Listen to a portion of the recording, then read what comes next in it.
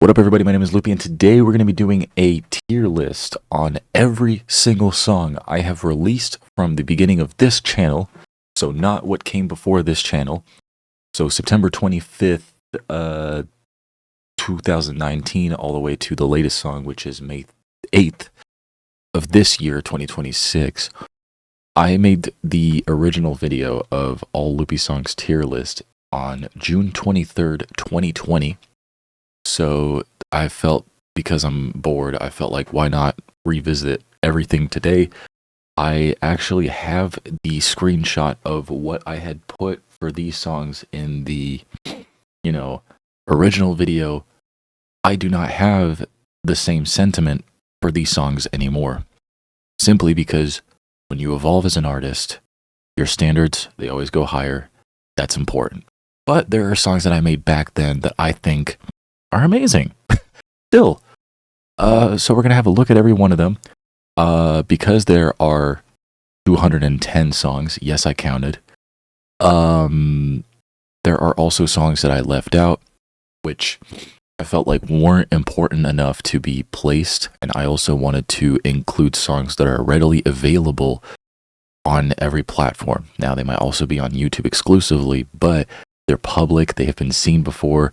Some of them are a little obscure, and some of them, they're here. So it's not really from chronological order, but we'll try to figure something out. It's also not in the order of albums. I mean, some of them are. Some of them can be sort of like, distinguished.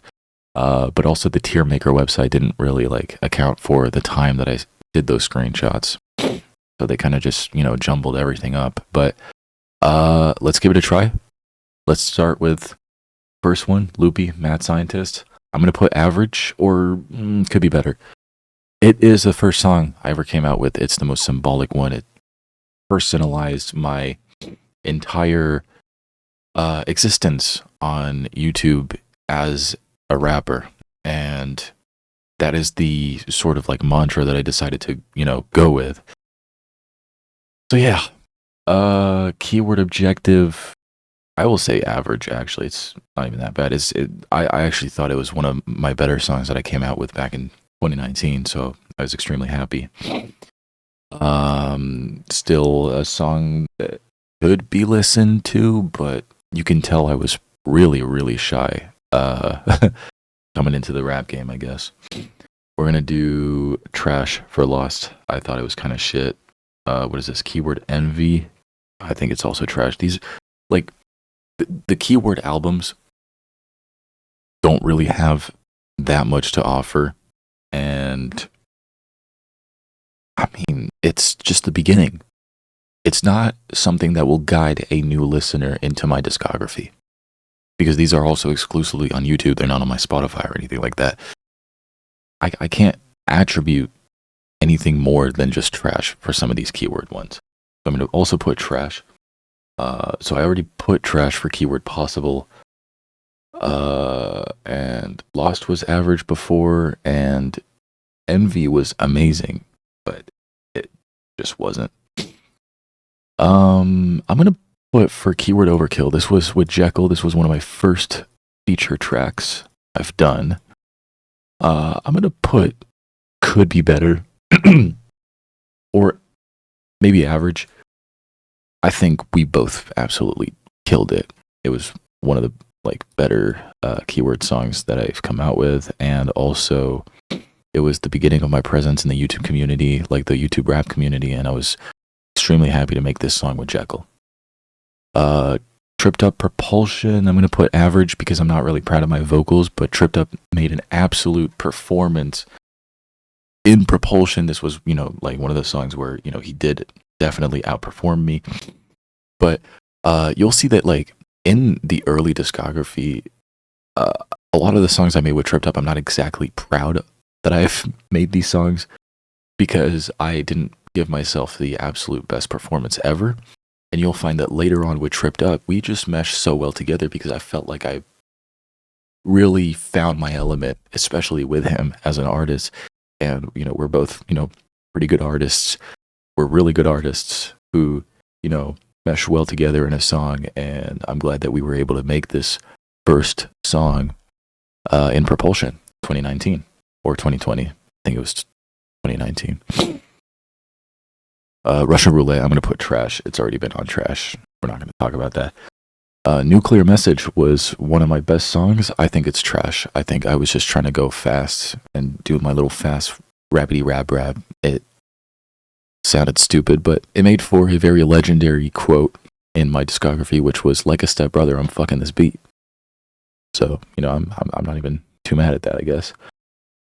Purgatory, average. I'm putting average. It was a good one. I enjoyed making it, but again, as you could tell, I was pretty shy early on.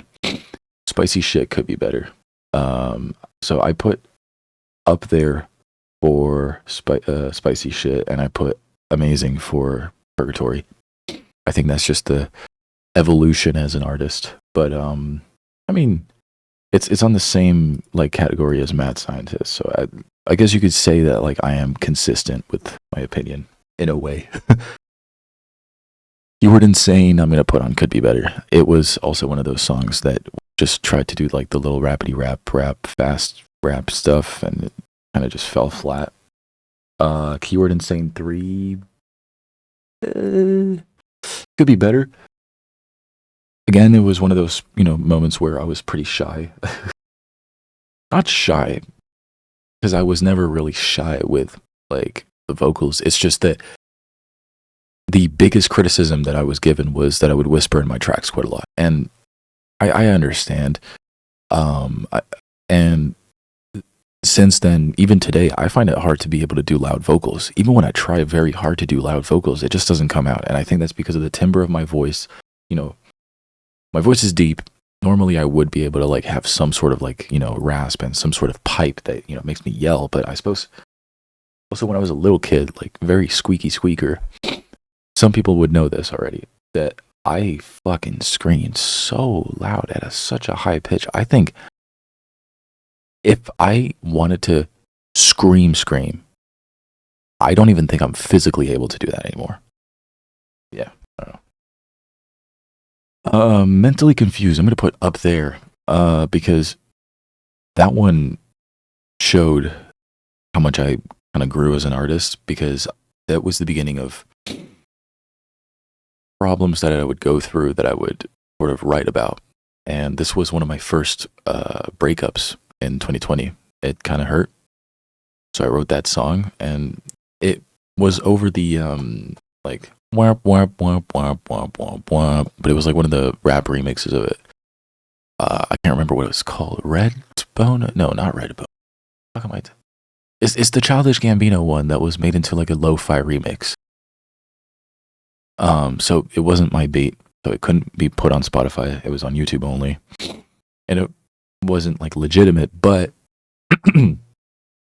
that was one of the tracks where I really poured my heart out. That was really tough. This was released back in 2020, somewhere there. All right, we're getting into like the E album. We're gonna get into Second Thought. I'm gonna put it in trash. And plus, some of the lyrics have been, whatchamacallit, they've been recycled in later tracks because some of them were good, but I could probably put Could Be Better, actually. Enos, I'm gonna put Could Be Better. Again, this was one of those like tracks where Tripped Up, he did his absolute thing on it, and I'm not really proud of what I did on it, so I can't really I can't really say anything on the subject. All right. The next one, I think I had to pull up E. I think this one is Heat. I'm gonna put trash because it just really wasn't that good. Survive, I'm also gonna put trash. It was one of the first songs where I actually like made a beat, so it's a very symbolic song because, you know, that was one of the first tracks I have ever published where I actually made a beat, because I learned how to make beats back in 2020, and I was taught how to make beats. I forgot by who, but it was like from an old friend group. Appreciate you for giving me pointers. And then my music knowledge kind of just evolved, and so like I'm able to self-produce a lot of projects, and I'm really proud of it. It's one of those moments that you can only be thankful for, but at the same time, it's not representative of what your discography is. We're gonna put Trash on Oops. It was just not that great. Then there's Survive remix with Mike. Could be better because Mike was on there, and he did better than I did. But no, honestly, average, because it was also one of those tracks where I felt like I completely gave up. But I'm glad I was able to get something going again. Honorable mention for this, Cozy featuring Tripped Up. I was not able to find the song, like the full song, anywhere. So shout out to Trip. I would put this on Amazing. It was one of my better tracks out there for 2020 anyways. Loopie Savage remix, I'm going to put Could Be Better. Again, I was just doing it to try to impress people, a whole friend group and shit like that. I put it on Amazing before, but oh well. I put Amazing for Survive with Mike. Yeah. Armageddon, I put it at best at first. I'm going to put it in trash. Just because a track is 10 minutes long does not mean that it's good. Learned that the hard way. Blanche and Sworn 182. I'm going to put trash because it's not a good representation of my discography, but those are some good memories. Shout out to Tristan. He's my boy. I hope he's doing well. I haven't checked on him in a bit, but really love the guy, and I'm really proud of him. This was obviously a song that he was trying to do. He reached out to me. He was like, I want to try rap. And I was like, all right, give it a try. And we made this song together. It was pretty cool. Destiny. I put it at best at first. I'm going to put it with average. This was one of the first tracks after Mentally Confused where I really poured my heart out. I was not doing well. I was considering many things that, people with a severe case of depression would think about. And this was one of the tracks where it really reached out to people. I remember, a couple of my friends did actually cry listening to this, and I never actually had that happen to me when I played a song for somebody. And I think that was one of those tracks that really got to me. But it's not one of those tracks that I can recommend to anybody. Fate, but Could Be Better. I put it in Amazing at first, but Could Be Better. It's a funny little track. It actually wasn't even that bad. I'm gonna put it in average. And it was also the track that that got me closer to Jekyll, because he did a reaction to Fate as per my request, and he did it with the crazy old mask and shit like that. It was total jokes, but at first he said he was gonna fuck me like a sandpaper condom. I don't think he knew about my age at first before that. I hope, anyways. Nah, I'm kidding though. I know he didn't mean anything like that. But this was a track that sort of strengthened my relationship with Jekyll, and I'm totally grateful for that. So that was made before Keyword Overkill.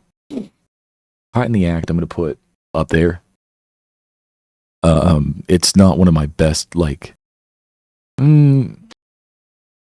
yeah, I'll put up there. It's not one of my best, rap performances, but it was a testament that I made a structured song, which I have done that for other songs in this tier list, but I feel like this was one of the more structured songs. I'm not proud of the fact that I made a Bash Reverse bar. Rest in peace, Bash Reverse. But I was just edgy as hell. My time, I'm gonna put average. I would normally put Could Be Better, but this track is extremely symbolic. Jekyll and Collie, or Josh, or whatever the hell you want to call him these days. It was great memories. I really enjoyed making that song, but obviously it's not, a good representation of what my discography is today. Hands of a God, I'm going to put trash. It was a remix to the Wii Boxing theme song. Nothing to Prove. again, like, with nothing to prove, I put could be better. So I already knew it was not that great. It's not one of those songs that are, good, but I had a lot of fun making it. It was just amazing. Keyword Insane 2, I'm going to put trash. Again, rapidy rap, going fast and shit. Not really that great. Lyrical Bomb, I'm going to put average. Because again, just like Caught in the Act, it's one of those structured songs. Not the best verses, but I learned how to make hooks. I thought I was pretty good with the hooks. Pop, I'm going to put could be better. It's a good song, but I think it suffered from too many flow switches, so it lacked structure, despite the fact that it was a bit of a freestyle. In terms of the structure of the song, it kind of just went all over the place. I'm gonna look for another one. Oh yeah, Loopie and Mike JH. I'm gonna put could be better. Mike was very shy sounding, and I think he would acknowledge that. And my track was my verse was just a bit of rapidy rap. But I said fuck my exes. You'll notice that the first letter is not currently included, or not many songs from the first letter are currently included. That represents at least. Damn, you hear my nose? That represents at least 20 tracks. I have plans for the first letter to sort of like bring some of it back. There's one track from first letter that is like in this tier list. So 18 songs that are not currently included, and there's a couple of tracks from the Shrug Deluxe album that are not included because it's just shitpost and not really that great. And again, not good representation of the discography. And there's also songs that I've appeared on in features and stuff like that. There's certain things. But it's good to know that I made over 200 tracks. I actually never counted. Let's continue. Mad Scientist 2, I'm going to put up there. One of those tracks where I really got myself out there and really showed that I could write songs and sort of like pour my heart out on them. Rap Rabbit, I'm going to put could be better. I'm not really proud of like what I wrote there. Out of Nowhere, same. Just pure shit posts. Mentally Confused 2, I'm going to put average. You know what? I'm going to move Mentally Confused down since we're getting into like, newer territory. These songs, they're very good in my eyes. They're just not, they're not what would guide a new listener into the discography. I'm going to put Determined on average. Lyrics' verse was really good. My verse was really good, but obviously the mixing, the beat making, not the beat making because H3 Music made that beat. But it's all right. Revenge, I'm going to put trash. I tried to be Joyner Lucas. It just didn't work. This is Survive with Mike. So wherever I put, well, it was on average then. So I actually don't even need to be putting that one on. I Don't Need to Scream. Oh, okay. Well, we're already here. We're skipping around 2 years here. 3 years, actually. We're skipping 3 years. I'm going to put I Don't Need to Scream on best. That was one of the well-received tracks in my discography. When people heard it, they lost their minds. They were like, holy shit, this might be one of the best songs you've ever made. One of the big things about my discography is they want to talk about my deep voice. I understand it. I kind of used it. And the whole gimmick of I don't need to scream is a playful nod to the people who call me out for, not having the loudest inflection in my like tracks. They want me to like just sound angry and shit like that all the time, which isn't exactly what I always want to do, but I kind of do it these days, but this song was one of the best performing ones, not stream wise, but sort of when it was heard by parts of, I guess, my inner circle. They were like, okay, this is different. This might be one of the best songs you've ever made. So it's great. The beat was made by me, polished by Misha. Fuck yeah. But I'm proud of it. it's a good song. I really like it. And that's one of the songs that I can use to guide people into like, hey, if you want to listen to Loopie, go with this. Old Me, I'm going to put average. It was a nice little mellow song, but obviously the mixing and, this was made as part of like a challenge for how fast I can write an EP. Took me like 2 days. Not even 2 days, I think 4 hours. Something like that, yeah. Yeah, it was 4 hours.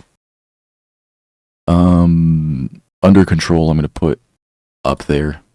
That is definitely one of those tracks where chill, it's mellow, it's optimistic, because times were quite tough personally at home, and it was one of those songs that I was able to like use to boost myself mentally. It was a really good song. Ritz Cracker featuring Mike JH and First World Citizen. I'm going to put up there. I feel like we all barred out. It was pretty good. I enjoyed it. Quickly, I'm going to put Trash because, it was part of a challenge. I was just trying to write it quickly. Baby Mama, I'm going to put Amazing because Mike JH's verse was a bit lazy, and Royce the 5'9" was on the song, and obviously it was a one of those beat pack licenses where you buy this beat pack and it gives you a free license. Well, not a free license, but it includes a license to use a verse from a famous rapper like Royce the 5'9". You'll find some more of those later on in this tier list. But yeah, it was all right. It was good. I really enjoyed it. Postcard, I'm going to put average. He really liked it. And it was a good shout out song for PFE. I'm going to put Pop 2 on Could Be Better. There's structure. There's energy. Could be better on mixing. Out of the Way, I'm going to put Trash. Boss, I'm going to put Could Be Better. Now we're done with the Waiting Game EP. But yeah, it wasn't really that great of a project. Because obviously it was pretty like half-assed. But you can kind of see, how certain projects are being ranked already. So E was obviously horribly received. Experiment Complete, you can kind of like use that to like make some sort of data out of this, that Experiment Complete performed better, was digested better by the public. E was not at all. And then the Waiting Game was a bit mixed. Hydra, I'm going to put on Amazing. So I made the song as an anthem because I was part of a team in a Minecraft event that I actually won. And yeah, people loved it. It actually ended up getting used in the event. It was coded in on the server that we were all using. And when, us, the Hazel Hydras, we turned up, that song started playing on Minecraft semi-natively. People absolutely lost their minds. I wish I could like pull up like at least a few members who played in Pandora's Box 1 and see like, wait, what the fuck? There's a rap song? Because it was one of those like surreal moments. Misunderstood, I'm going to put on up there. I was really proud of my verse. I wasn't proud of how it was received, because apparently it was one of those songs where I kind of just let other people like own it or some shit.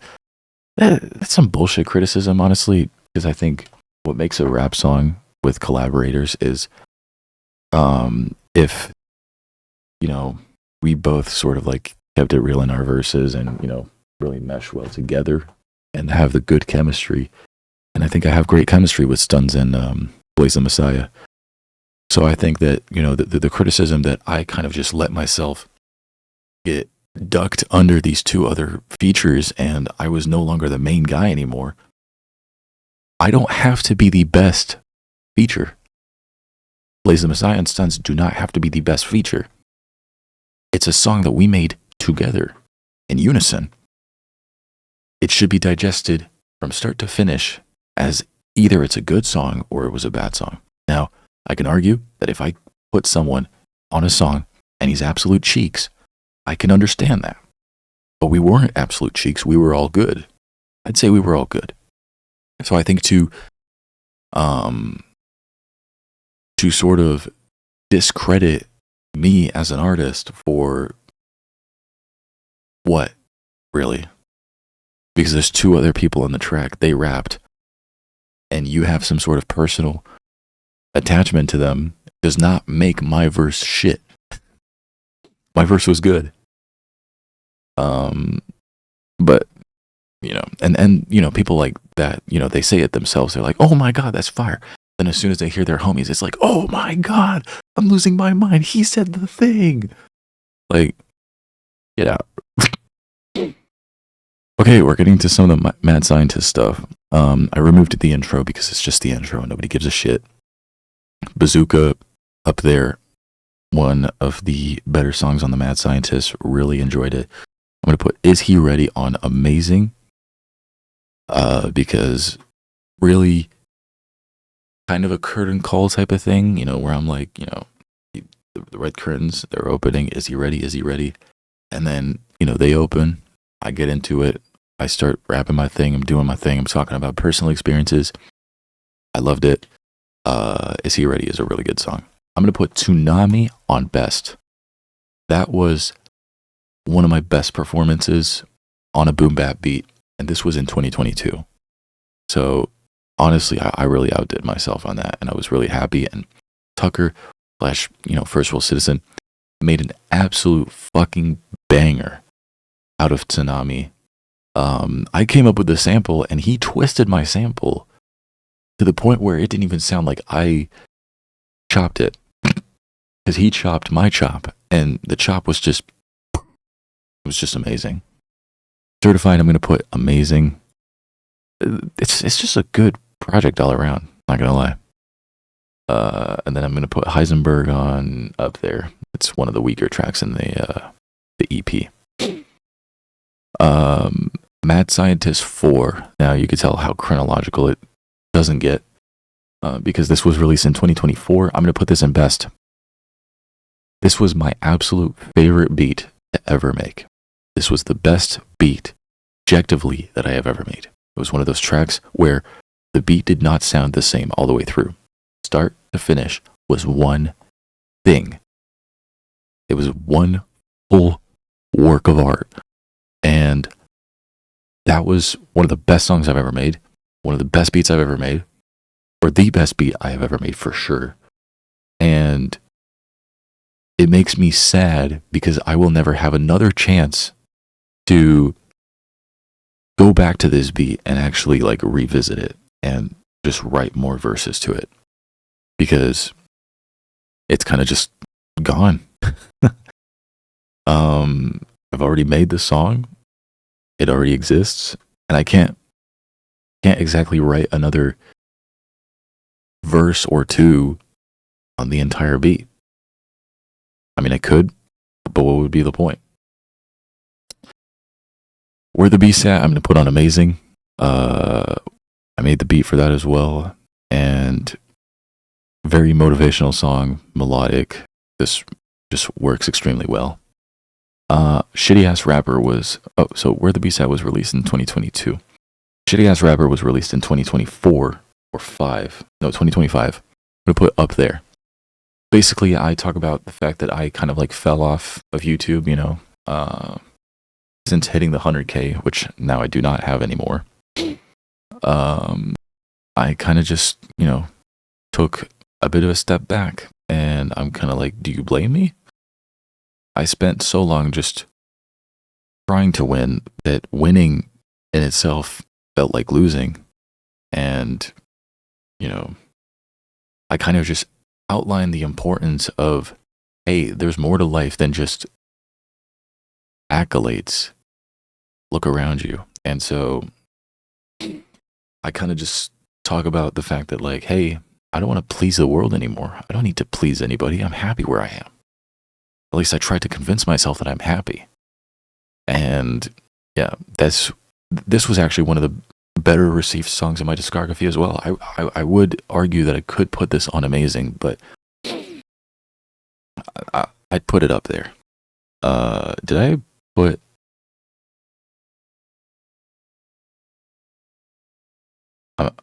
okay, yeah, okay, all right. Next up, So we're already like in the 30-minute mark. I guess I'm yapping for less time for all the songs that I already did put in there because I'm kind of just trying to go quick with it because we still have 8, 4, 5, 6, 7, 8, 9, 10. So 146 songs left. No. 150 songs left. Yeah. So yeah, let's just keep going with it. Time for Me was the first time that I did some sort of like Jersey drill beat. It was nice. I'm gonna put it on average because again, it's not like a good representation of what I can make. But it was good. Loop schemes I'm gonna put on average. It was a great achievement, but never meet your heroes. That's all I'm gonna say. This was one of those tracks that I thought could elevate me as an artist because I had, achieved this so-called dream. I sort of put this peer on a pedestal, and I guess I disappointed myself. But it's entirely my fault. It's totally my fault. Pretty good track. It's very iconic, I guess, in my discography, but whatever. 22, I'm going to put Could Be Better. You could tell how lazy I was with the fucking waiting game thing. I just now realized this. It's alright. I start getting into like the cringe YouTube rap scene and stuff like that. I try to be like, ooh, I'm name dropping YouTube rappers. It's just bullshit. So that came out at the end of 2021, and so did Loop Schemes. And Time For Me came out in 2023, and then I can't remember where we were just now. I think we were in Shitty Ass Rapper. All right. Bing Blau, released in 2023, made before the Dublin trip with me, Scott, and Cobra. Best, just the best one ever. Bing Blau. Rock With Him, I'm going to put up there. I kind of did my thing. I just talked about certain beef, stuff like that, really got to me. And, yeah, I was talking about, I've been on YouTube for 13 years. Well, now 16. I think said 14 actually, because this was 2024. Yeah, 16 years almost that I've been on YouTube. So, yeah. New Hampshire, we're going to put best. No questions asked. I Still Don't Need to Scream, I'm going to put up there. It was a good sequel to I Don't Need to Scream, but obviously I Don't Need to Scream was better received. Duracell Freestyle, I'm going to put Could Be Better. It's not one of those songs that I can use to recommend people. I absolutely did my thing on it, but I guess it was a bit lazy. It was a little bit lazy, but it was a ton of fun. It was really goofy. I really enjoyed it. Bones to Pig, I'm going to put average. This is featuring Papoose. Same guy who cheated on his wife, Remy Ma, in recent times. It's alright. It's good. Actually, the verse was fucking amazing. It's just, I guess the rest of the song, like, it kind of just makes you want to skip to my verse. Because it was one of those, beat license packs or whatever, so you kind of just want to hear what I have to say or whatever, and then just move on. Yeah, I don't know. It's just one of those songs. I've Been Gone was released in 2023. This was one of the worst received songs, but I think it's one of the best songs that me and Mike have actually come out with. It's actually got mixed reviews. It ended up getting, I think, around 80,000 streams or something like that. So it got, well received by whoever was, really into Stuck in More Traffic and Stuck in Traffic, the album. But yeah, in the eyes of certain, I guess, professional musicians that have reviewed this song, excuse me, it was one of the worst received songs on Stuck in More Traffic and in general. But I think that it was one of the best songs that me and Mike have actually come up with, because it showed that we were able to step outside of our comfort zone. It was an attempt, it was an experiment, and we completed it. It was an experiment that, we might not do again, but I thought that it was pretty fire. And I think the promo run for I've Been Gone as a separate solo track was really well done. I have nothing really bad to say about I've Been Gone because it was just one of those songs that is catchy despite the fact that you might hate it. So you might hate it, but it's not bad. It's pretty all right. If Only You Knew, this came out in 2021 for the first time as part of the Shrug Deluxe album. I'm going to put up there because I made this song before anyone in my family knew that I was Loopie, making all these tracks, making NI clothing at the time, doing the Loophole podcast. Essentially, yeah, it was really one of those songs where it's weird because it kind of like seemed like one of those coming out the closet type ones, but it was like if only you knew like what I was actually like up to. Because being Loopie is great. I guess it felt a little lonely because I had been sort of banned from using any sort of internet or technology because of past acts that I've done back in 2017 that would have seriously compromised my reputation, which I'm grateful for the fact that I've been sort of pulled off and forced and pushed to delete certain old things that seriously were not great at all and that I'm not really proud of. But yeah, If Only You Knew, it's definitely up there. Esteban Ocon. All right, so we're in the F1 songs territory. We got the original and the remix. I'm going to put it in best. That was one of the best songs I've made, and it got the attention of Esteban Ocon himself, the F1 driver. Started following me on Twitter. We DM'd each other for a little bit. He even made a video for the Alpine Formula One team page. That was one of the most successful songs I've made. It has 400,000 streams currently. Absolute crazy shit, honestly. Really proud of it. I'm really happy, and I can only be grateful to Esteban Ocon and Alpine at the time for sort of making my dreams come true with it. And so to celebrate it, I came out with the Raju remix, which I just paid somebody on Fire to make like a dubstep remix of Esteban Ocon. It got 40,000 streams. It went pretty all right. And another feature pack license thing, me and Rick Ross, Bazinga. I'm gonna put it on up there, because obviously I didn't realize that Rick Ross was talking shit about white people and don't listen to the crackers because the crackers ain't sharp. It's not great to be in a song with Rick Ross when I guess those things are being uttered. But I think that it was one of my better verses I've ever made. So that's why I put it on up there. Otherwise, I would put it on average if I knew that I was like not out rapping Rick Ross. But I think that I absolutely did out rap Rick Ross. I'd probably put Bounce to Pick up there. Now that I think about it. But then again, Papoose' verse was skippable. Heard it all before. I'm going to put on... I'm going to put it on average. The verses were great. I think the hook gets a little tiring when you listen to it. It took me like a whole year to make this song because I was trying to get somebody on it, and then I just realized everyone was trash. So I was like, okay, well, I'm just going to do it myself.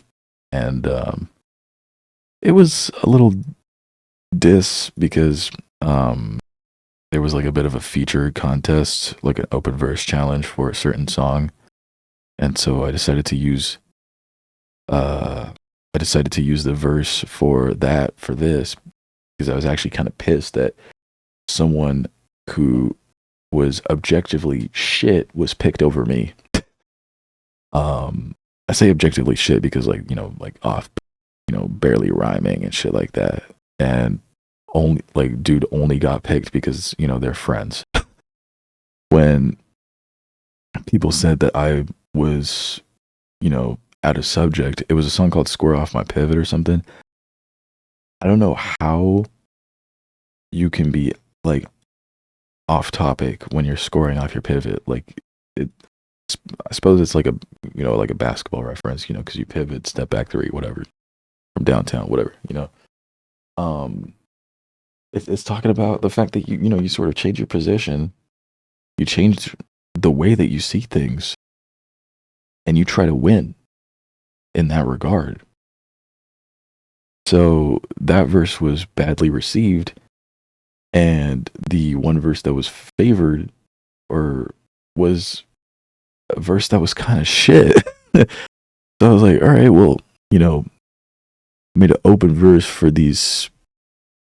I don't even know what I said, but like, they didn't pick my verse because they were afraid of being out rapped or some shit like that. So it's a little petty. And then the second verse, I was talking about my family life and stuff like that. It's a strong track. It's just average because, like I said, the hooks get kind of tiring. Mike Tyson Remastered. I'm going to put that on Amazing. That was just pure fire. So this first came out on First Letter 2021. I took it off. I took off First Letter entirely, tripped up, reached out. He was like, well, what the fuck, dude? You hate me?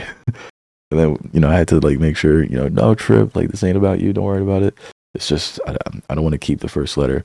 And then later on, I was like, you know what? Why don't we make, and this was in 2025, why don't we make an EP? We remaster Mike Tyson. We put 5 tracks on there. I think it was like 1 solo each, and then the rest were features or something like that. And this was one of the best polished EPs that I've made. And the cover, I can only be proud of myself for making such a sick cover. And Mike Tyson Remastered, I sort of changed my verse talking about how the community has treated me over the years. And yeah, it was fire. I fucking love Tripped Up, and this was an amazing track. Wrong Place, Wrong Time was released in 2022. I'm putting it on Up There. It was a fun little solo track. I really fuck LOD, little pedophile bitch. Oh, and I talk about that on Bones to Pick as well. SMD2. So this came in 2023 as part of a 2-song EP called The Placeholder. I could have just released these as regular tracks. I think this came out in 2023 or 4. I can't remember. But Suck My Dick 2. Oh, well, I suppose Suck My Dick 1 should have been on here. So I'm going to place that as an honorable mention. Can't believe I didn't. Huh. Damn. I can't believe I forgot to put it on. But I'm going to say it's amazing. Start rapping in different languages and shit like that. Like, I say fuck man, it's fuck hatter. I say like, hey, I got the 100K, and if y'all don't rock with it, suck my dick. Probably aged really badly today, but I think it was a really good song. Mad Scientist 3, I'm gonna put that on best because I basically finally I sort of like opened my eyes to the fact that, hey, I don't need a rap group to succeed. I got my own people. I got my own friends. I got my own circle. I don't need to be part of like a rap group and try to seek approval from others. And I feel like that's what sort of like hurt me the most. In parallel, distancing myself from any sort of concept of a rap group also distanced myself from the community. Which, do I regret it today? Maybe not. I don't think I do. But I think it was one of those tracks where I really like poured my heart out, and I don't think it was received extremely well, but it also was like heard, like, they sort of heard where I was coming from, and I think people understand. I think it got to like it got to certain people. I was able to reach out to certain people with this track, and I think it was done well. Charlotte Claire, I'm going to put on Amazing, but it is like my most streamed song of all time. 600,000 streams. Absolute banger. It didn't get the attention of Charlotte Claire. I think that might be one of the only F1 drivers that it actually didn't, reach his radar. But definitely a lot of fun making this, and it was enjoyed by everyone. I made this in 2022, I think I'd like to say. Yeah, 2022. But it fucking exploded in 2023 when Stuck in More Traffic came out. This just, it's got used in thousands of TikToks, thousands of Instagram Reels, thousands of fucking everywhere, thousands of playlists on Spotify. Best track, like the highest streamed track I've ever made, which I'm pretty surprised about. After Two by me, Trip, and Sean Kingston. I'm going to put it on up there. I really, really enjoyed making this Tripped Up. It was a bit of a love song. Sean Kingston was on there. Memories are great. And I was very happy to be able to give Tripped Up like an opportunity to say like, hey, I made a song with Sean Kingston, goddammit. It was fire. I actually really enjoyed it, and he really enjoyed it, and Sean Kingston has no idea that we exist because this is one of those feature licenses. But I really enjoyed it. Authentic. I'm going to put that on average. I really had a lot of fun making this with lyrics, but I guess not entirely representative of today's discography. And it's one of those like mellowed out tracks. Like it's all right. Thing is, though, I wouldn't even put Lyrical Bomb on the same level as Authentic. I'd probably knock some of these guys down. I could probably put Could Be Better. My Time I could probably put Could Be Better. Objective could be better. Survive could be better. Put these. Yeah, okay. Yeah, there we go. I think that's a bit more accurate.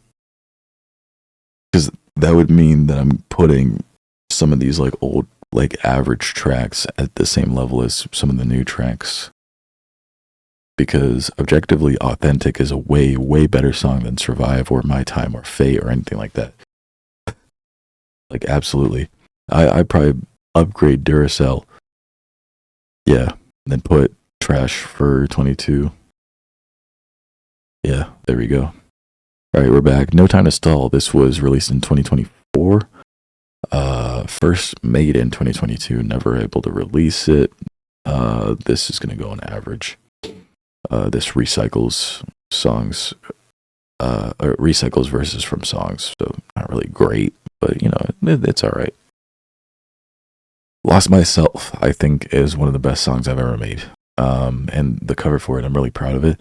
I kind of just took a picture of a beach, and I didn't actually mean to like capture this person.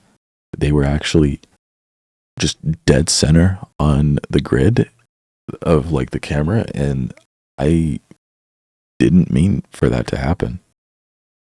So, we're here and all that. Cool. You know what I mean? Yeah. And also like a ukulele type track and stuff like that. I've made a sequel to it that I don't think was included here today, but yeah, one of the best songs I've made.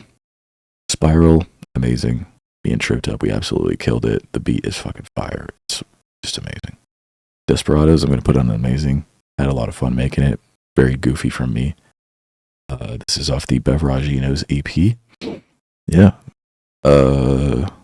Total goof track, honestly. Total goof, but it was a lot of fun. 1942 Interlude. I just be saying I got 1942 with Lemon and Lime, so I'm going to put average on there because it's an interlude, but it sort of transitions very well with Lemon in My Coke, which I think was one of the best songs I've ever made. With Tripped Up, I think that was one of the best features that we have done together. It was a lot of fun, and it caused a lot of debate. Like, what? People put lemon in Coke and shit like that? And it's like, yeah, people put lemon in Coke. Fucking disgusting. Mayday, I'm going to put on average. It's all right. Get a little shy in the track. I don't know why, but it's a fun little wavy little track, I guess, but it's just not really that great. Pepsi, I'm going to put on up there. Here, a goof track again. This was from 2020. Finally released in 2024. it's funny.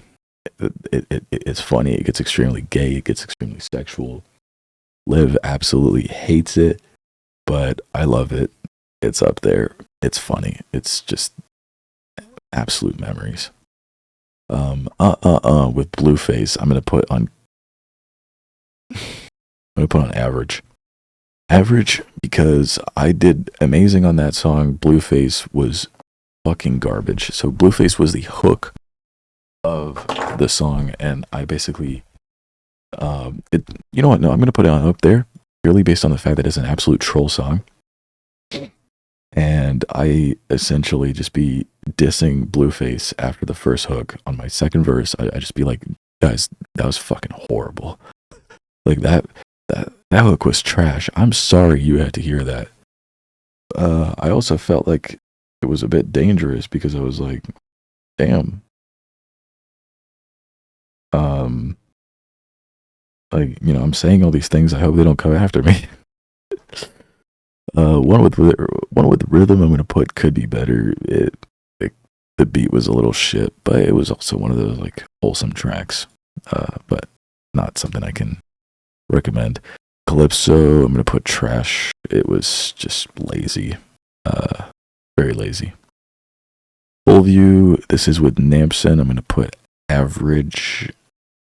I think Nampson sort of outperformed me on the track, and also I think it could have just gone without being made. It was one of those very like cringe, like mental health tracks that just did not need to be made.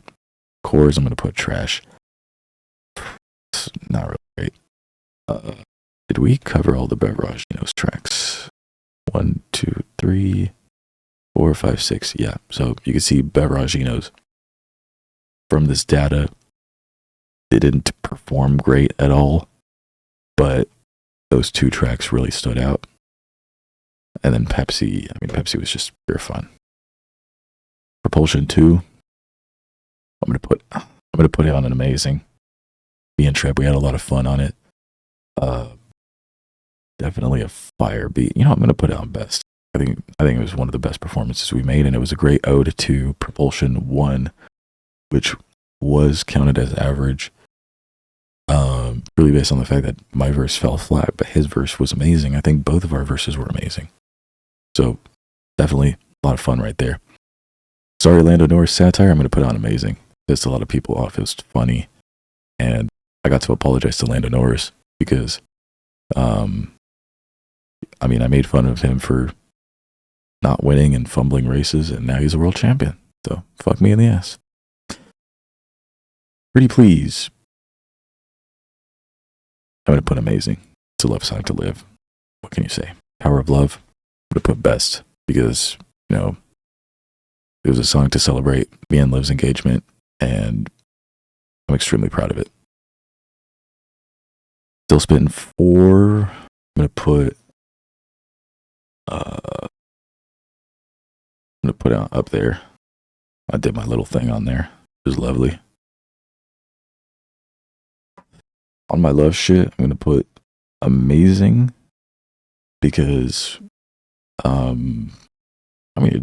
it just sounded right. It didn't sound like there was anything really wrong with it. I don't think. It was very melodic. Let You Go Reclaimed, I'm going to put it on amazing. So this song originally came out with me, Misha, and a chick that I paid money on Fiverr to make the pre-chorus. Backstory, essentially when we were to release this track, I asked Misha, yo, could you promote this, with me, it shows that we both participate in the song. He was like, yeah, of course, no worries. When it came to release the song, bro went radio silent. Weeks later, he would ask about the performance of the song. I was like, it had like 12 streams, and he was like, wait, what the fuck? Why? It's like, because you didn't help me promote. And he was like, oh, sorry, or whatever. He barely acknowledged it. When a random fan who was not the product of any of our promotions, or my promotions anyways, found the track and said, oh my God, it was a really good track. It was like, wait, what track is that? Oh, I suppose it got released very quietly, he said. So I got pretty pissed about that. I felt like he fucked me over. Me and him had beef since then. I then deleted the track and I revisited it in 2025. I remade the beat, remade everything. I kept the chick from Fiverr and I changed my verses. I changed everything. I changed the entire story and dynamic of the song, and I took my song back and it was fucking fire. One of the best tracks I've made. I you know what? I'd put it on best. Yeah, I think I'd definitely put it on best. Lemon's remaster, I'm going to put it on average. It was a little fun. I got accused of stealing a beat when a guy literally made the beat for me. And he was talking about like, oh, like, you know, you didn't pay me for the beat or whatever. He never approached me for the beat. And since then, you know, like if it was true that I stole the beat and that I never paid him and he was like really pissed about it and he genuinely, you know, if it was true that I did something bad, I would have had like a legal notice or something like that. I would have had a copyright takedown notice or something. Nothing. The guy was just trying to steal money from me. Didn't work. The guy literally made the beat for me. I didn't even ask him to make a beat. He just made the beat and he was like, you want it? I was like, yeah, fuck it. Let's do it. And plus it was a fucking collab track. Like, fucking A. What up with that? This is a track where I don't rap on. I'm going to put amazing, but I also made the beat for it. Script Up absolutely did his thing on it and it was amazing. Last Night, I think it's one of the weaker tracks on the lab notes for her EP, but I mean, it's a lovely, wholesome one. Chess Freestyle, I'm going to put average. I feel like I could have done better on there, but at the same time, I kind of did my own thing with it. Pretty funny. Bright Steps, stop putting AI slop on my page. I'm going to put trash, but the message was well received and they deleted it off my page. So there you go. Take My Vibe was up there. Not as well received as the other tracks on Method to the Madness, unfortunately. But I really enjoyed making this one with Trip, and I mean, fucking hell, he had some like really serious topics and subject matter. But I think it was definitely one of the weaker tracks on the EP. But that's not representative of the rest of the EP. The whole EP was amazing. I'd probably put Chess at the same level as Take My Vibe then. Chill, I'm gonna put that on up there. First World Citizen. No, I'm gonna put it on amazing. This was a track with LV, singer of Gangsta's Paradise, and I have only First World Citizen to thank for the opportunity of making this song. Mad Scientist Cypher, best. Everyone did their thing. It was an amazing cypher, and it was done exactly how ciphers should be run. You're given a beat, you rap on it, and if you don't do it in a certain time, it shows that you basically do not consider this project to be one of yours, and you're out.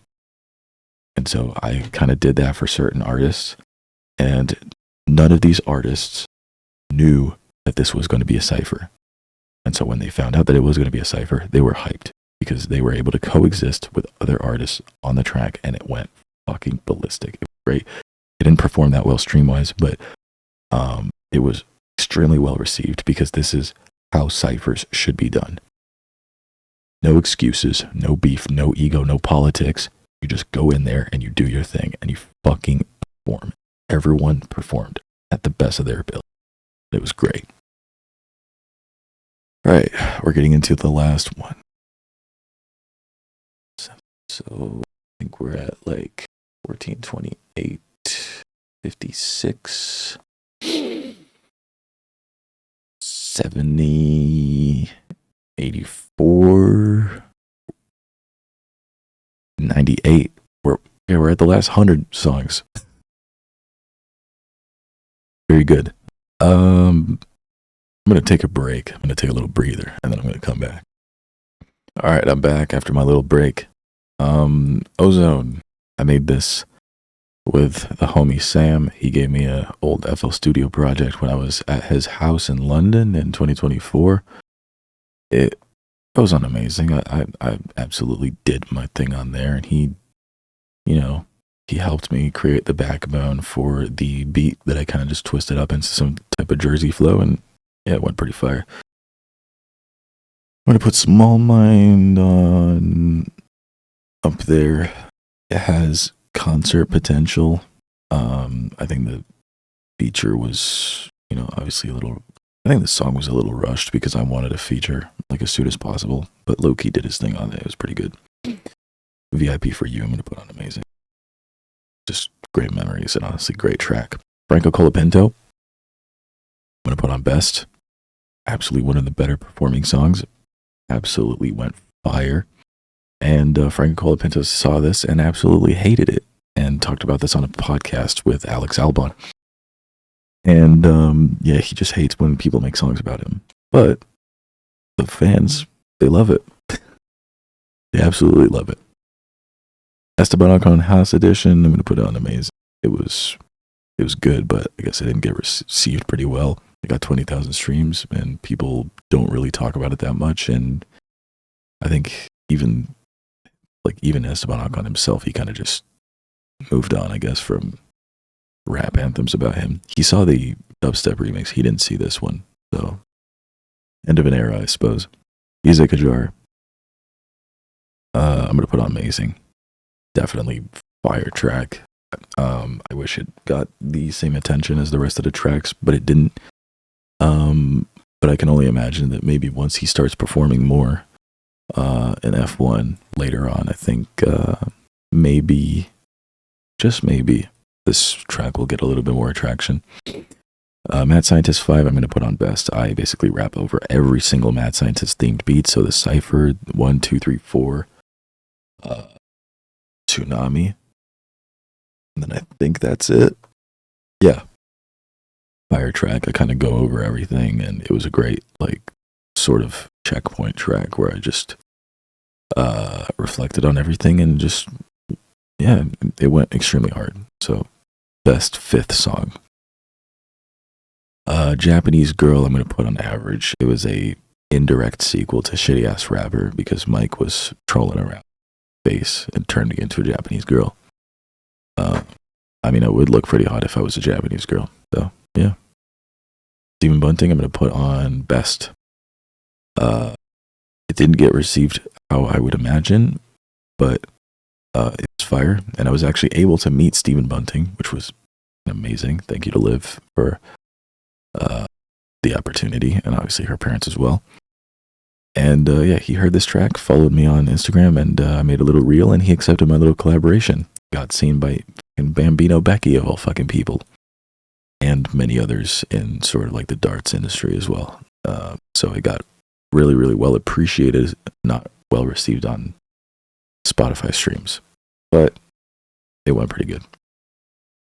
Lady Karma was my latest track. Essentially, I found out certain things about old people I sort of beefed with, and I'm like, haha, very funny. The first verse I talk about Menace, who has recently been exposed for being some sort of child abuse or something like that, or child molester or whatever. And my involvement was actually requested in terms of my old diss track that was made towards him by one of those former sheep of his. And I said, fuck off. Y'all should have known. Y'all should have listened. I said this a long time ago. It's too late now. I'm not going back. I'm moving on. And I'm doing extremely well right now. So I kind of talk about that. And then the second verse, I talk about someone I had beef with who I found out kind of just finally admitted to himself that I won, purely based on the fact that one of my F1 tracks kind of appeared in my cousin's For You page on TikTok.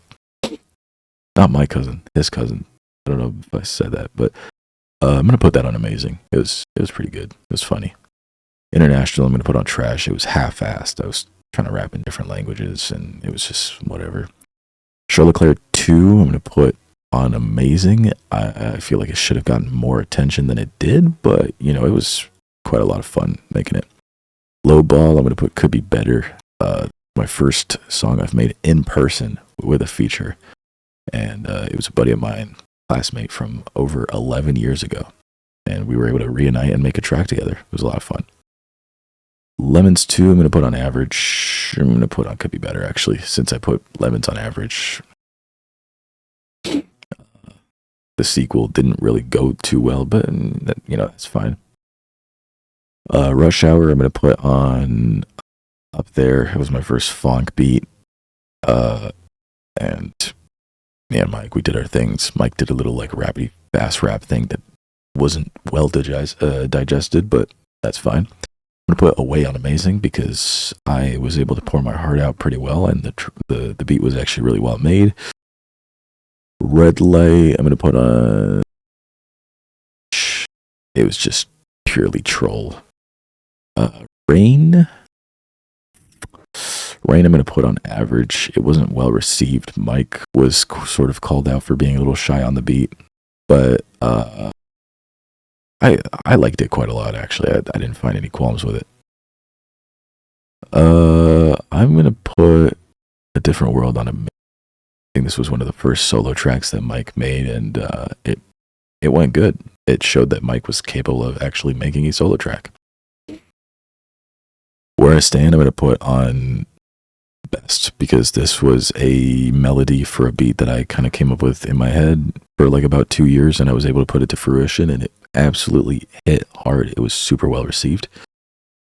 Windshield Wipers, I'm going to put on Best. This is actually not even a Loopie track. This is like purely Mike J.H. He made the beat, he made the song, the vocals, and everything like that. I'm putting it on Best because I love Mike. He's amazing. It's great. But obviously, it's not my song at all. It's his. But obviously, I want to give it love, and I want to, you know, give him the flowers he deserves. Flute Song, I'm going to put it on Amazing. It was well said. I've said some things that needed to be said, and I've said them, and it went extremely well. Algophobic 22 was a remastered version of Algophobic from the first letter. I am put it on Best. The sample of the beat was from Mark Knopfler, Down the Road Wherever. I think it's called When You Leave. I heard this because I have the actual album and we played it on vinyl. And I heard this like sort of like wind instrument or string instrument. I actually don't know which one it was, like a flute type thing. And I was like, damn, that could be sampled. So Mike worked on it. Me and him, we rapped on it. It was great. It sounded fire as fuck. Borderletto with Jotase Obrigado. I'm gonna put it on Amazing. That was really good. Just leaving it there. Wish it got more attention than it did, but Jotase did its thing. Checo and Valtteri could be better. It got actually seen by Valtteri Bottas, but not really that like proud of it. Let's continue with Stuck in Traffic. Greenlight was amazing. It was a good end to Stuck in Traffic. It was really well enjoyed, and people was like, damn, that was fire. The whole album was fire, and people really enjoyed it. Pure Gasly, I'm going to put it on Best. That song changed my life. It's at around 400,000 streams, and genuinely, like, me and Mike, we were able to like elevate ourselves as artists because of this song, and it was the beginning of a new era, and really fire. This was one of the songs that was actually laughed at by a few people, and look at me now. All right, we're entering Blue Pill. This is Blue Pill intro. Could be better. It's a little chill, mellowed out track. A-OK, putting on Amazing.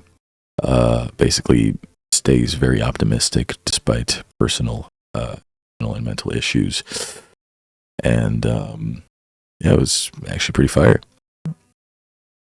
Unbothered, yeah, it was alright. It was a little wavy. I liked it. It was fun to make. If I Never, I'm going to put on Could Be Better. The beat was meh. Macaulay Tucker's beat was a bit too innocent. It was alright. Don't know how I'm going to put it the same level. No, I'm going to put it up there. it was a good one. This was one of those like tracks where I kind of just worked on it for like months because I would just go in the Audacity project and just start like recording on it and just like saying some shit. So the verses were kind of written months apart, but they weren't written, they were just performed. That's what I meant.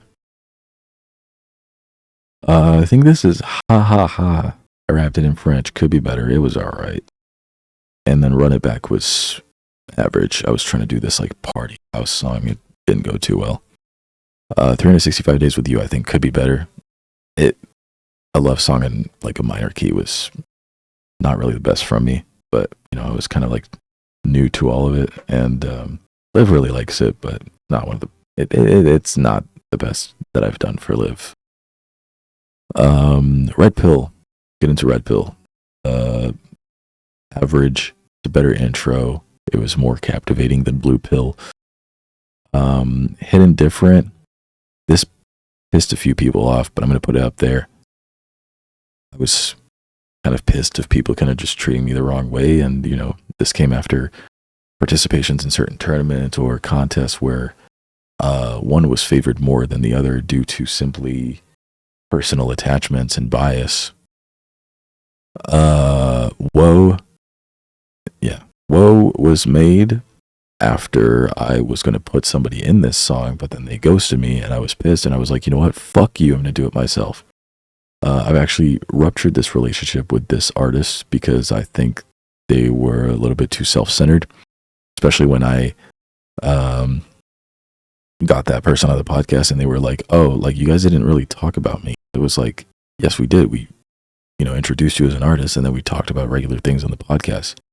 You were briefed about this, you know, so it kind of sucked. It also kind of hurt my feelings. And then the person just wanted to like DM me after 5 years being like, just in case you're still a fan. And you know what I did after that? I fucking blocked him. So there you go. Amazing.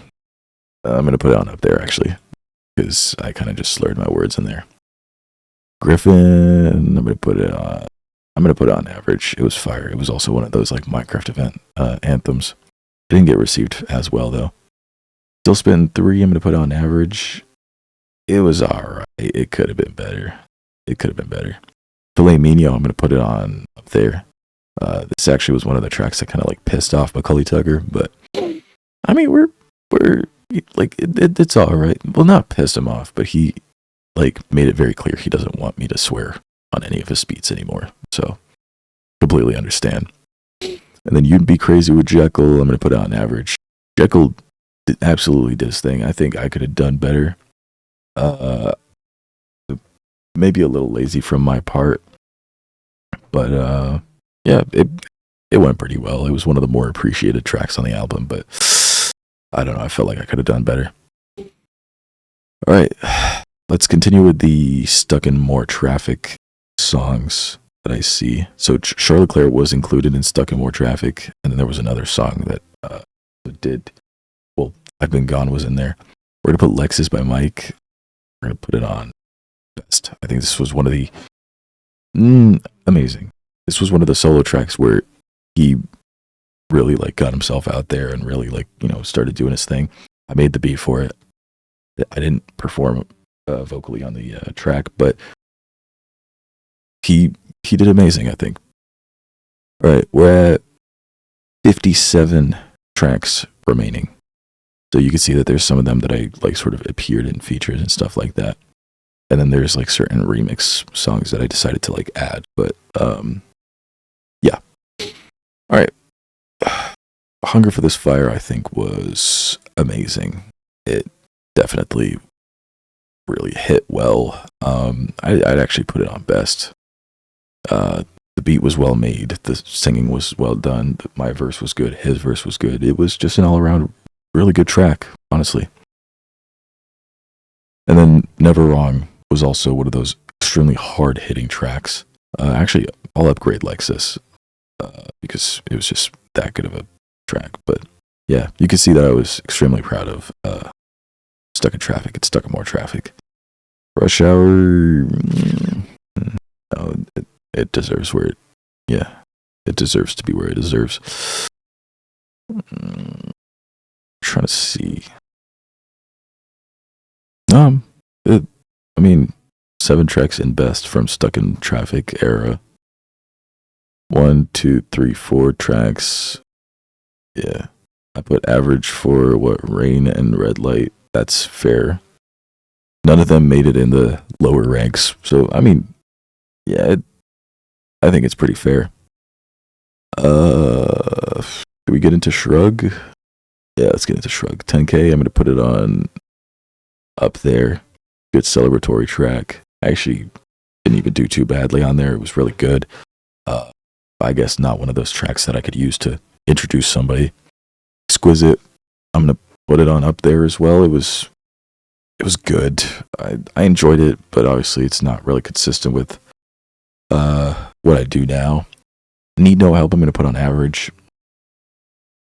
I mean, Shrug as an album was one of those family gathering albums because, this was one of the, breakout albums that I've made, and it was appreciated by absolutely everybody. This was the best album when it comes to Inner Circle, and Stuck in Traffic and Stuck in More Traffic was for the outer circle, so for newer listeners to come in, and this made me and Mike actually stabilize at over 15,000 to 20,000 monthly listeners. So now when we know that we made songs that perform well, we go up to around 30,000. And even when we're not doing anything at all, I mean, I hadn't dropped for 4 months on Spotify and I'm still at 20,000 monthly listeners. So we kind of still do something right with that album. But Shrug was extremely well received in the Inner Circle. But Need No Help, it was all right. Termination, I'm going to put Could Be Better. My singing was not really the greatest, and lyrics talks about told you to get an abortion, but you didn't want to hear it. I didn't get it at first, but feeling, I'm going to put it on,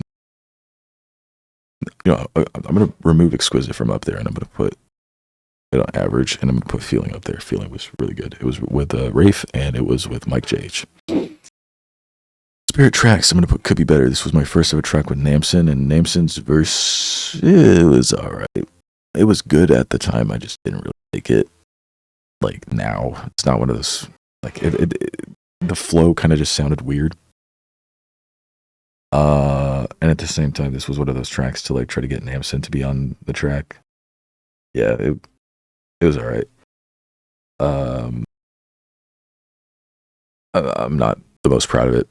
Gates of Hell, I'm going to put Could Be Better because apparently my verse was that garbage that Blaze the Messiah took over my track once again.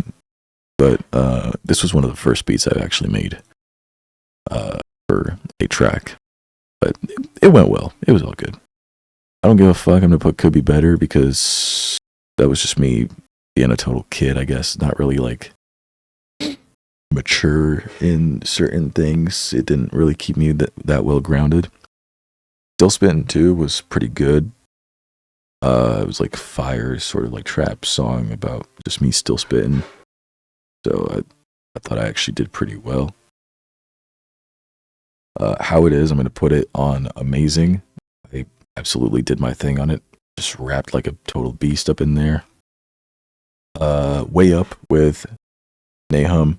Thank you so much for your service, Nahum. My boy Jay, absolutely fucking fire as fuck. And we met on Omegle back in 2020, yeah. No, 2019. We met on Omegle in 2019. And we kind of just kept talking and shit like that. We kept in touch and stuff. And now we're just, we stay in each other's DMs and shit like that. We check in on each other. Currently serving in the military. And he's absolutely doing his thing. And appreciate him for everything he's doing for our country. And thank you so much. So yeah, way up. None of your fucking business. I'm gonna put it on trash because I think it was stupid, but Tripped Up absolutely did his thing. And unfortunately, when we made the music video for this, I was in my beach shorts and people thought I was in my fucking underwear.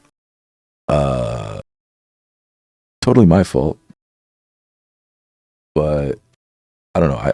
I feel like I kind of just it was petty. It was stupid. It was not needed. But the same time, Trip was, he had my back, and he delivered an amazing verse on there, but I can't exactly say that it's a good song. Didn't ask. I'm going to put average. It wasn't really well appreciated, but I didn't ask for your opinion. The skit was cringe. We're not going to talk about it. Which one is this? Watch Me. So this is featuring Stuns. So this was one of my open verse challenges. I'm gonna put it on up there. It was really good. Stuns did absolutely his thing on there. In retrospect, would I have picked Stuns? I think about that question every day. Honestly, I could have probably done with either him or Rude Knock. Not gonna lie. It was a very close contest, and yeah, but I don't regret it. Stuns absolutely did his thing. Back to winning. So this was made after a contest that I signed up for, Alpha Byte Stay Late contest. I wanted to make a cipher with everyone who participated in that contest, and unfortunately, no one was available for it. This is one of those moments where I was part of a cipher that did not come to be because it was just pure balls.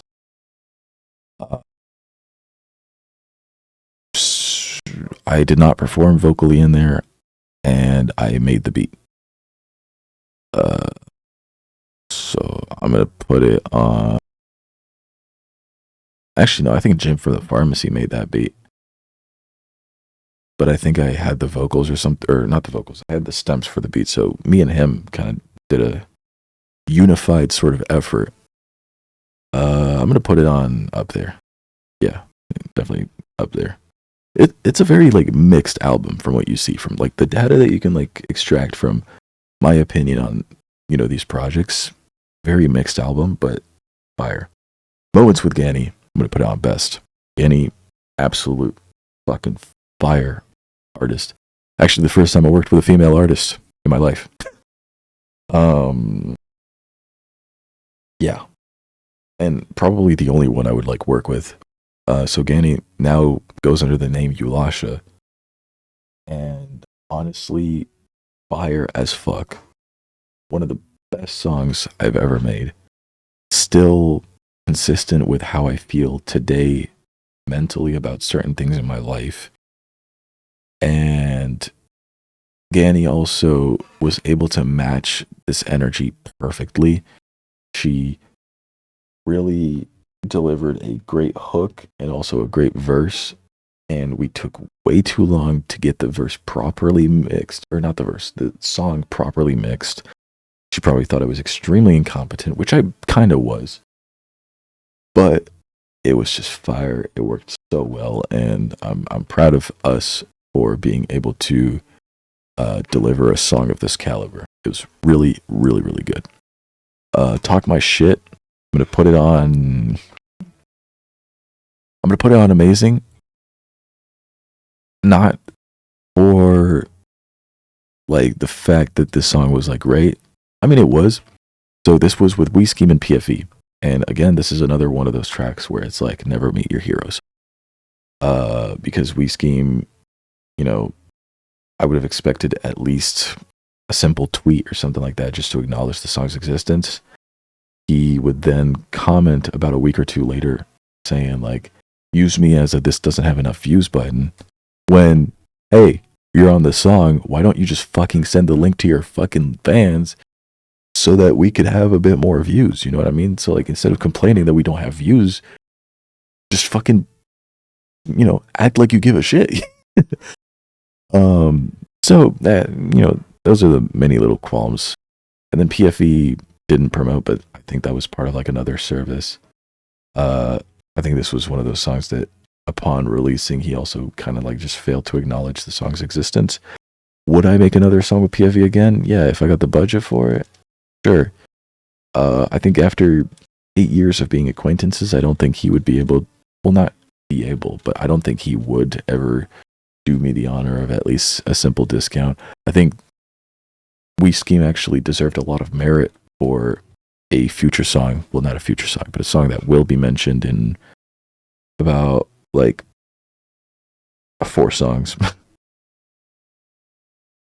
I think he deserved a lot of merit for, I guess, coming up with like a bit of a homie discount for, the time that we knew each other. That was actually the last song that we made together. And that was actually one of the songs where I was like, well, holy shit, this is where we like meshed extremely well together.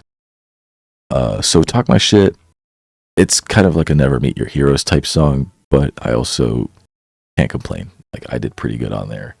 And it was a really good song that reunited, I guess, the three of us. And I'm not sure if there's chemistry in that regard. I think that was just me trying to sort of like integrate myself. Showdown could be better. It's all right. It's just a 2022 song. Scrap Scientist was supposed to be Mad Scientist 3, but then it was scrapped. It was also going to be in Stuck in Traffic, but it was replaced with Pure Ghastly at the advice of Mike. I'm going to put it on trash because I didn't think it was that great, but I released it for just historical reasons. I'm going to put some of the Green Pill Archive mixtape songs. I'm going to put I'm Retarded on Amazing because I'm retarded. 9 plus 10, I'm going to put it on Could Be Better because I could have done a better one. We released this song on 9/10/21, and that was the only day in 100 years that we would be able to do something like this, and we did it. We did it. And then Wait a Sec Test, and I'm going to put it on trash. It's just some bullshit inside joke that I'd rather not get into. So we're at 32 left. We've been recording for 1 hour and 26 minutes, yapping for fucking ages. Ordinary Child, the first song off the narrative arc era. I'm going to put it on Amazing. I think it was great. It kind of showed that I was mature enough to be able to pour my heart out on a song and really try to touch people's hearts with it. It was great. Lost in a Memory is the next one in it. That one really hurt. This was one of those tracks where it kind of like, nothing ever stays the same. Everything just gets locked away in a memory. And the person that you want to be, or the person that you used to be, is the person that you want to be again, and it's kind of like impossible. So that's what happened. The Meaning, I'm going to put it on. I'm gonna put it on Amazing. I think it was amazing.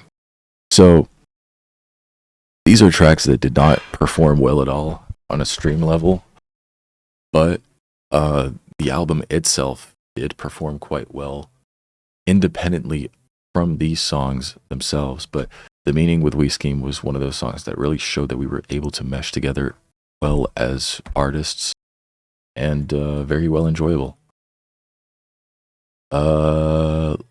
Promised the World, I think, was the next track. I'm also gonna put it on Amazing. I really enjoyed making the song, and it was also like kind of like a song to hold certain people accountable, but at the same time it wasn't necessarily connected to anything in my life. So it went pretty well. Love and Hate, put it on up there. It's okay. Not the best, it's not the worst. It recycles certain verses, but still went pretty well. Duck Hunt, best. Duck Hunt absolutely performed amazingly in the inner circle. Did not perform well on a stream level. I'm willing to revisit this track one day and probably, do a whole promo run with it or something like that. Music video with it was released. That's the one that kind of like performed well. This was actually seen by Crypt, and he offered his criticism, but he said, hey, not a bad track at all. And he was like proud of, I guess, the evolution and stuff like that. It wasn't extremely like well received. However, I think it was one of the best tracks I've ever come out with, and that's, I guess, like, to my friends, that's the track that gets quoted the most, and that's the actually one song that Cobra liked the most. Like, that was one of the songs where Cobra was like, well, holy shit, that's actually like a really good song. And I was like, well, what the fuck? Guy doesn't like rap. Guy doesn't normally like my music, but he was able to say that this song was good. So I was really, really happy with this. and really proud of myself and really proud of just a lot of things. Intermission freestyle, I'm going to put it on amazing. I talk my shit. I basically reflect on all of my beefs and I just say, hey, fuck y'all. I name drop everybody. I do not give a shit. I stand on business. And it was, hey, old friend, I wrote this at a very vulnerable time in my life where, you know, there was a friend of mine, kind of like no trace of him anywhere. And kind of just holding my heart out for him somewhere. This was made with Namson, and Namson was able to incarnate quite a personality in there and quite a character. And this was the last song that we've made together. I think this was the best song that we made together. It also is very regrettable, I guess, because I suppose that my relationship with Namson has kind of like deteriorated due to many external factors, and I think part of my behavior as well. But he's doing his thing, and I can only be happy for him. Maybe I'm the problem. This kind of just talks about the whole Misha situation. I'm gonna put it on best. Yeah, I'm gonna put it on best. This was a really extremely well polished song. Lyrics absolutely did this thing. I think that was like the best Loopie and lyrics song that we've ever made. And I absolutely enjoyed it. It was amazing, and it also was received extremely well. Despite the lack of streams, it was received extremely well by reactors and stuff like that. It was one of the better tracks that was made. Goodbye, old friend. I'm going to put it on amazing because it was a great continuance to Hailed Friend. This was a song about a friend who, you know, recently came back after being gone for so long, and it kind of just became less and less worth it. It was like making me ask myself questions on whether like it was worth the wait to have this person back in my life, because it just kind of went from bad to worse at this point. And I ended up having to sever ties with this person. Since then, we've actually, you know, been on better terms, but this hurt to have to make. And it was a good way to sort of like place all of the weight off my shoulders in a way. Look, Things Change was from the first letter in 2021. I decided to remaster it entirely with new vocals, not new verses or anything like that. It's a breakup song. I'm going to put it on amazing. It was a great display of my emotions. I mean, the narrative arc and like the narrative arc Dylan's Cut is a really good project that unfortunately was a victim of a lack of a promotion tactic. A lot of these tracks could actually be performing extremely well if I placed more time into promoting these projects. Pull the String Satire Drill, I'm going to put it on trash. It's not representative of who I am as an artist. It was just a song to take the piss out of drill in general, because I think UK drill is like a very lazy rap genre. Prodigy, I'm going to put it on up there. I'm just absolutely goofing around, and this was one of those like drum and bass like bass lines that I was actually coming up with in my head that I was able to put on a song 2 years later. It's good. I just wouldn't put it on amazing because it's not one of those songs that I guess take me seriously, because I just take the absolute piss out of myself. But you know, it's fire. We're on 19 songs left. We're almost done with this. It'll Be Okay, Trust Me. I'm going to put it on amazing because it sort of offers optimism, kind of like A-OK. And also I kind of like go with a specific type of like, things are shit, but you know, I'm grateful for what I have today. Dylan's Revenge, putting it on best. This was one of those revenge tracks. So I made this diss track towards a certain individual that I've had beef with, and it was weight lifted off my shoulders. This track actually wasn't warranted. No one, I feel like there was a bit of a nod at me in one of this individual's tracks, tiny bit of a nod, but I think I was also reaching a little bit. But I believe from other interactions that made me uncomfortable with this person, I decided to properly sever ties permanently and just say, like, hey, fuck you, you know?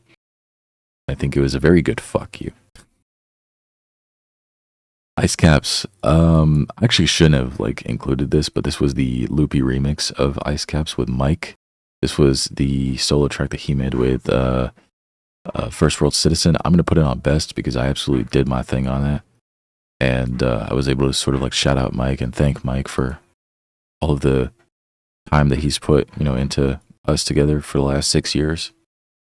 And yeah, just talk about certain things. And yeah, it's just an all around great track. Homebound, I'm going to put it on up there. This is featuring Token as part of a feature license. Unfortunately, it got rejected by stores for the fact that it was Token on there, and Token's managers didn't approve of the license agreement, so this was placed on YouTube. I did my thing. I think it was very sentimental, and it was pretty good, but obviously there's no chemistry with Token because he doesn't know I exist, so I'm not able to put a lot of value into it. Same with Baby Mama, to be honest with you. I'd probably place Baby Mama like up there in retrospect. Garlic Naan was a diss track that I made on Zim. So this was the producer guy who said that I stole the beat from Lemons. I'm going to put it on Amazing. I absolutely destroyed this kid. He deleted his diss track on me right after that. And yeah, God knows what he's doing today. 12:30 a.m. I'm going to put it on Average because I feel like Tucker should have given me more from that beat to be able to make a full song. This was only a minute long, and imagine how it would have been if it was just a little longer. Fire as fuck. Waka Waka was with Leviathan, the same guy who did Chug Jug With You, and Young Hootless, and Tommy Black, who was Jack Black's son. Pure silly track. I'm going to put it on Average. It was a fun track to be a part of, and very, very random. But, you know, that's why I love Tucker, honestly. He's just random. Unthreatened was a diss track that I made against Menacing Threats Productions. I'm going to put it on Amazing because, well, much of what has been said on Lady Karma, and plus I look a little menacing in there, much of what I've said on Unthreatened was, you know, just ended up coming out to be true. As reflected on Lady Karma, as reflected on Intermission, as reflected on SMD2. I was right to make this song, and funny enough, the 2 diss tracks that were made in response to me were actually deleted. Properly deleted off the face of the internet. And there is absolutely zero trace other than bitch-ass Mad Hatter Reacts or whatever the fuck, who isn't even on YouTube anymore. Probably because of ties to him and, you know, the group and everything like that. This was one of the most damaging diss tracks I have ever made. And it is a testament that I am still around. And he has ended up becoming extremely forgettable and sort of restrictive to his weird ass country rap audience that kind of just dick rides him and everything like that. And this was one of the best diss tracks that was actually made to him, because other diss tracks made by other people just fell flat, which made him look strong, made him look like he was on his high horse. But, you know, I said what I needed to say on there, and it was extremely well received, and people took it as a reality check. I found myself in a rather vulnerable position after it, but I was able to climb back up from this fallout, and I released the Mad Scientist EP, which has been ranked accordingly. And I was able to release Stuck in More Traffic, because Stuck in Traffic came out already. So I was able to release Stuck in More Traffic, the remastered version, after all of this, which fucking exploded. So it kind of showed that I was able to emerge sort of victorious after quite possibly the riskiest track that I have ever come out with, because this put my entire reputation in jeopardy. And it did. I'm not viewed exactly the same in the community after this track. And I think people finally realized that, hey, it's hard to be associated with Loopie after what he did in this. And, people find themselves in very tricky situations because they don't want to admit that being associated with someone as problematic as Menacing Threats is kind of dangerous for my reputation. And at the same time, they don't want to admit that it is problematic to be associated with someone like him. And for someone, I guess, of a younger, because I was 17 when I made this, someone younger to come out and just be like, hey, you guys, like, I've all lost your fucking minds, and I've lost the passion for, everything that made YouTube rap good, purely based on pure hate and the lack of consideration for people's mental health. You guys have lost the ability to be passionate about YouTube and YouTube rap in general. And it was dangerous. And for people to come out now who were on the side of Menace to say, hey, you were kind of right. And, this is what, this is the dirt that I came up with. It's funny. It's absolutely hilarious. And I'm proud of it. You know what? I'll put it on best because of this fucking monologue. I'm putting it on best because it truly was a testament that, I was not afraid to say what I wanted to think, and the things that I've said came off as, whatever, pedo baiting or creep baiting or any sort of baiting, but then it just ended up being real. It ended up being true. And maybe if this individual spent more time focusing on himself and maybe the people around him, I think he would have a lot less regrets than he has today. Reloaded with Alphabite, Bullets with Blood. This came out just recently, May 1st. I'm going to put this on best. Me and Alphabite, 5 years in the making, right? Like, I've been trying to get on a song with him for like a long time, and it didn't come to be after I lost in the Stay Lit contest, but he was able to offer me this room, and I sort of had to prove myself to him as well, in a way that I had to prove my evolution, because obviously when he heard one of my newer tracks, I played him Ice Caps for the first time. After 5 years of not really like talking to him that much, he was like, well, this is completely different to, what I used to hear from you. So to have someone, who I met, way back then as like an acquaintance in 2021 be like, hey, holy shit, like this is actually amazing. I felt like he finally gave me the opportunity that I deserved, that I suppose was overlooked back then. And we were able to make this song Reloaded, and it was fucking fire. And I talk about a certain individual. He talks about a certain individual as well. Bullets with Blood. That's all I gotta say. This is Ungrateful by Apocalyptic. I'm gonna put it on up there because I think the promo run for this was kind of dog shit. The communication was also pretty dog shit because all I did was send him my verse, and he did the mixing and everything like that. I approved of it. I signed off on it, but there was no promo run. He didn't tell me like, hey, I'm going to release it this time or whatever. He kind of just did his thing and didn't really notify me. The song's not on Spotify, and it just, like, it didn't get released individually or anything like that. It got released as like a full album thing, and the title of the song is just listed in the description. So this song got released extremely quietly, and I wish it got more attention.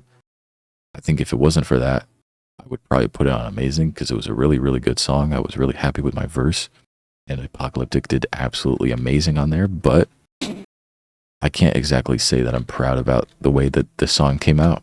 I think that the way that the song came out was sort of tainted by the fact that there was a lack of communication regarding the promotion of the song. Jekyll Clout with LC4 and Smoke Jesus and myself. So this is not a Loopie song. This is, me being featured once again. I'm going to put it on Amazing. This was the sort of bounce back track after I released Unthreatened, and I believe, it was very evident that the public favored my verse over everyone's, because I did my thing on there. I think I absolutely performed to the best of my ability. Everyone did their thing on the track. LC4, humble beginnings is what I'd like to say. Jekyll, he did good. Smoke Jesus, or I forgot what his name is. I think it's Super Mike or something like that, if I'm not mistaken. Fire hook, beat was fire, everything was fire. Oh God, where'd it go? Yeah, I'd put it on Amazing. That was one of those tracks that made people go oh shit. Quit Flexing by SVR featuring me. I'm gonna put Could Be Better because SVR's verse could have been. I'm gonna put it on average. SVR's verse could have been better. My verse was pretty good. I really enjoyed it. I've included Freedom as purely historical reasons. I'm gonna put it on trash. Although it could be better. Pure memories. Really enjoyed it. It was funny. It was hilarious. And the feature was a complete freestyle, and he absolutely did his thing on it. Not gonna lie, it was pretty good. I'll put it on average. It was good. It was funny. It was hilarious for the time.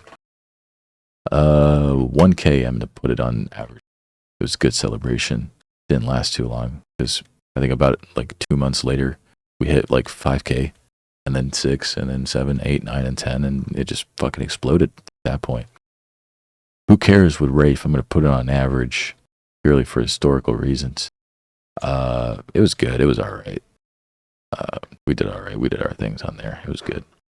Unreleased Mind of Loop. So this wasn't released as part of anything official, and I was going through some rough times, but it was a very half-assed song.